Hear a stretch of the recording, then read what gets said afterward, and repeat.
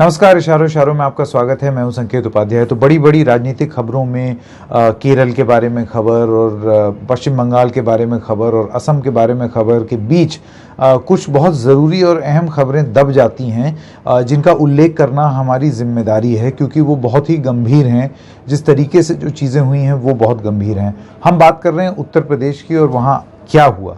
तो उत्तर प्रदेश में आप जानते हैं, कानपुर में 13 साल की एक नाबालिग लड़की के साथ गैंगरेप हुआ। ये मामला गैंगरेप का रजिस्टर हुआ।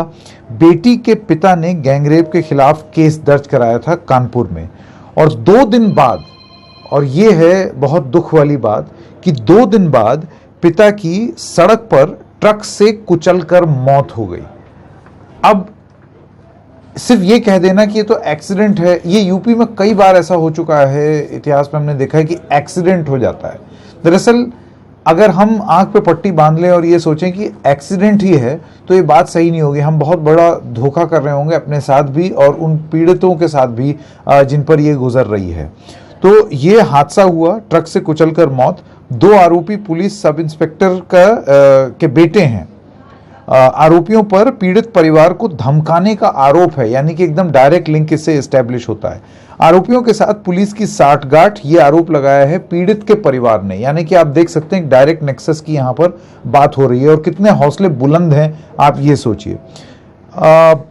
पीड़ित की जो दादी है उनका ये कहना है कि मेरे बेटे की हत्या की गई है। ये उनकी दादी कह रहे हैं। ये मेरे नोट्स हैं जो मैंने यहाँ पर बनाए हैं जिसमें ये सारी चीज़ें लिखी हुई हैं। अब मैं आपको ये बताना चाहता हूँ कि क्यों इसको ऐसे ना समझ लिया जाए कि ये तो एक्सीडेंट था। ऐसे एक्सीडेंट तमाम बार उत्तर प्रदेश में पहले भी हो चुके हैं, और उनके बारे में पूरी तरीके से ना सोचना या उसको नज़रअंदाज कर देना ये सबसे बड़ी भूल होगी। आइए बात करते हैं एक एक करके इन सब प्रकरणों के बारे में। सबसे पहले हम बात करते हैं हाथरस। 14 सितंबर 2020 को एक दलित लड़की से गैंगरेप पीड़िता जो है उसकी जीभ काटी गई, शरीर पर कई गहरे जख्म थे।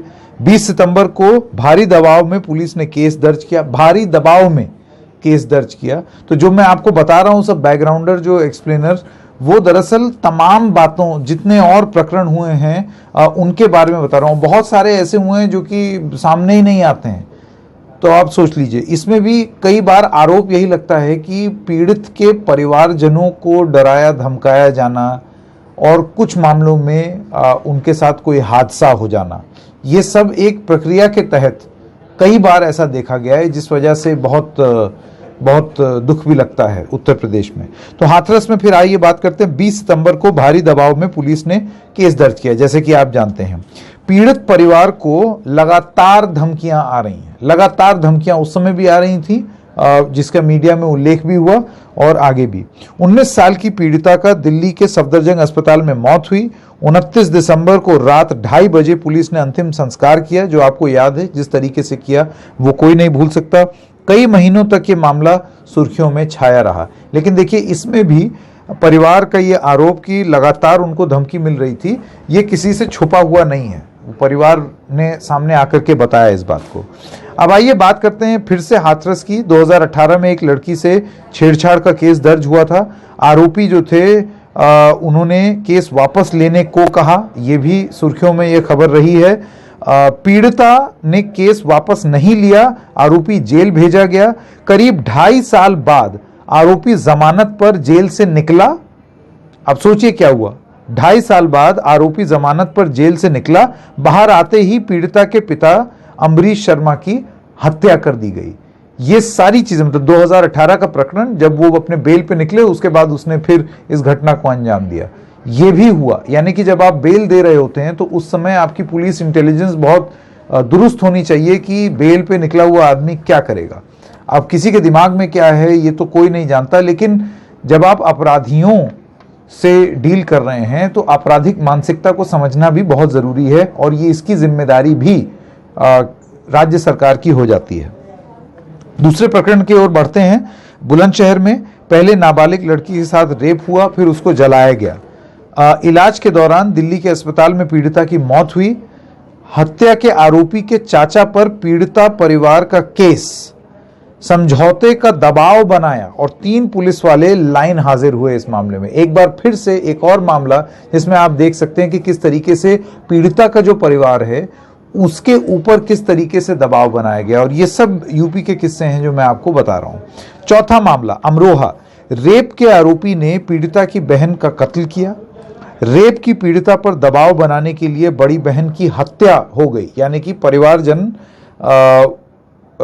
में हत्या हो गई। 22 साल के अंकित पर हत्या, रेप और अपहरण के आरोप लगे। आरोपी अंकित ने पुलिस के सामने अपना गुनाह कबूल लिया। तो इस तरीके के तमाम मामले सामने आए हैं, जैसे कि हम आपको बता रहे हैं कि किस तरीके से, और उन्नाव वाला मामला आपको मालूम ही है। कुछ मामले तो ऐसे हैं जिसमें बीजेपी के बहुत वरिष्ठ नेता भी शामिल थे, जैसे सेंगर और चिन्मयानंद। ऐसे भी बहुत सारे मामले हैं जिसमें लगातार ये आरोप लगातार लगाया गया कि कहीं ना कहीं दबाव बनाया जा रहा था परिवार के ऊपर, और उन सब मामलों में भी, कुछ मामलों में खास तौर से एक्सीडेंट हुआ कि ट्रक से भिड़ंत हो गई, ट्रक में नंबर नहीं लिखा हुआ। ये सारी चीजें किसी से छुपी नहीं है, सब जानते हैं। तो ऐसी स्थिति में क्या माना जाए, ये बार बार क्यों हो रहा है? एक ही मोडस ऑपरेंडाई बार बार क्यों फॉलो होता है कि कोई हादसा हो जाता है पीड़िता के परिवार के साथ, और इसकी रोकने की जिम्मेदारी अगर राज्य की सरकार नहीं लेगी तो कौन लेगा? तो आज इशारों इशारों में बस इतना ही। हम फिर मिलेंगे एक और मुद्दे के साथ। तब तक के लिए नमस्कार।